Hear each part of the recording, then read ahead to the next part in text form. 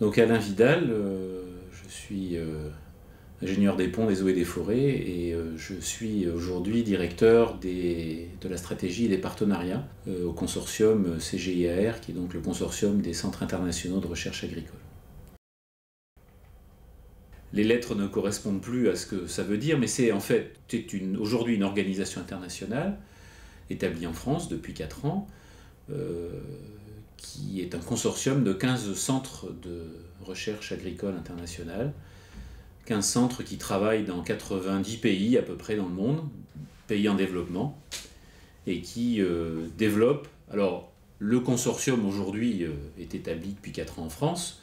Le CGIAR en tant que tel a une longue histoire. Le CGIAR a plus de 40 ans aujourd'hui et a été créé sur la base de quelques centres de recherche dans les années 70 pour accompagner la révolution verte, c'est-à-dire toute cette prise de conscience des organisations internationales qu'il fallait augmenter les rendements pour nourrir la planète. Qui est à l'origine? Ce sont des scientifiques, ce sont des politiques, ce sont des financiers? Ce sont à la fois des politiques et des financiers. Au tout départ du CGIAR, alors ça a d'abord été l'intuition de certains scientifiques, notamment quelqu'un qui s'appelait Norman Borlaug et qui est un chercheur américain qui travaillait sur le blé et l'amélioration variétale du blé. Et ça a été la rencontre d'une intuition scientifique qu'on pouvait, par l'amélioration variétale, augmenter les rendements dans les pays du Sud, notamment en s'appuyant sur des variétés locales, et sortir finalement ces pays des famines chroniques qu'ils connaissaient. Rencontre donc d'une intuition scientifique et puis de politique et de financiers, principalement la Banque mondiale et 2 grandes fondations privées qui à l'époque étaient la fondation Rockefeller et la fondation Ford, et qui se sont dit, si nous ne mettons pas d'argent pour financer la recherche agricole internationale, ça ne sera pas nécessairement une priorité. Donc il y avait la fois l'intuition de quelques scientifiques, avec derrière cette figure de Norman Borlaug qui est toujours très présente pour beaucoup de chercheurs du CGIAR. J'avais moi précédemment dans ma carrière un adjoint qui l'a connu, qui a travaillé avec lui et qui a pris sa retraite maintenant, mais quelqu'un qui avait été très marqué par cette personnalité. Et puis d'investisseurs, de bailleurs de fonds, qui se sont dit, il y a effectivement un enjeu majeur pour la planète, il faut que nous y investissions. Voilà. C'est comme ça que ça a démarré.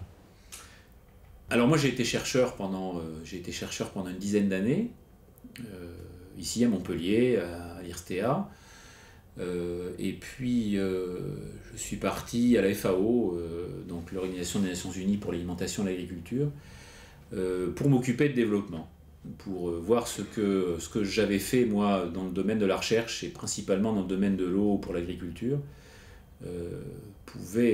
sur quoi ça pouvait déboucher en termes de développement. Et puis depuis je suis un peu dans l'ensemble de ce domaine-là, et puis avant de rejoindre le consortium, je dirigeais un des programmes de recherche du CGIAR. J'ai évoqué 15 centres, on est organisé aujourd'hui en 16 programmes transversaux qui couvrent différents domaines. Et donc moi, je dirigeais un programme sur l'eau et la sécurité alimentaire, où effectivement j'ai été pas mal sur le terrain, puisqu'on travaillait en Amérique latine, en Afrique et en Asie. Ouais. Le consortium ici coordonne les recherches des 15 centres que j'ai évoqués. Donc c'est un budget d'1 milliard de dollars, 10 000 scientifiques, dans 90 pays du monde à peu près. Il y a 2 grands enjeux dans le travail qu'on fait. Il y a la recherche, la qualité de la science, faire en sorte que la science qui est produite, que la recherche qui est produite, elle soit de qualité, elle puisse se mesurer aux recherches qui sont faites dans les plus grandes universités pour qu'on puisse s'appuyer dessus, pour que derrière on fasse des choses sérieuses. Que quand on dit si on développe telle technique avec le riz, ça réduit les émissions de gaz à effet de serre de 20%, ça soit pas 50 là et 5 là. On puisse dire c'est 20 plus ou moins 5 par exemple. Voilà, ça. Et ça, pour ça, il faut des travaux qui mesurent, etc. Bon.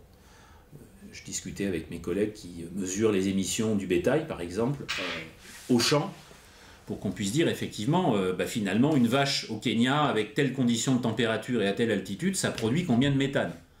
Et ça se transforme en combien de CO2? Enfin, en équivalent de... Voilà.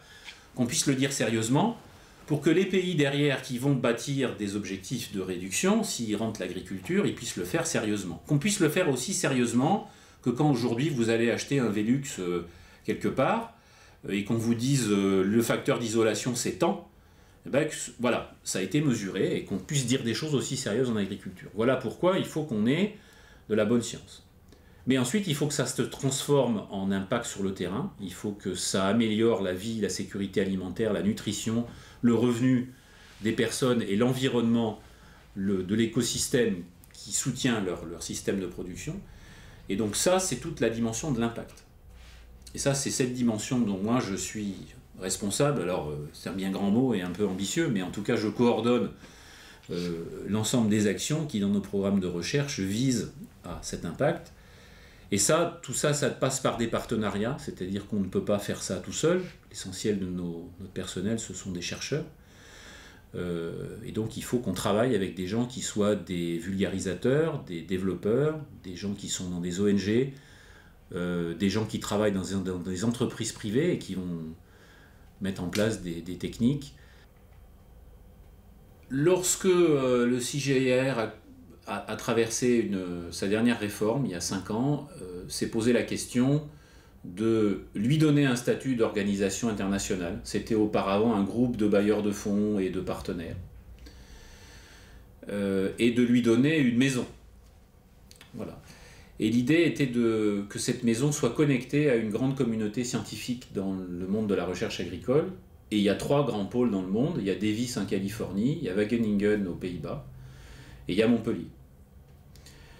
Montpellier avait pour elle une orientation vers le sud, une ouverture vers les pays en développement, sans doute plus forte que ces 2 concurrentes, je dirais, mais qui sont aussi des universités, des grands campus universitaires partenaires, de par à la fois la spécificité française qui a des centres de recherche au service du développement, que sont l'IRD et le CIRAD, avec le CIRAD plus particulièrement centré sur l'agriculture.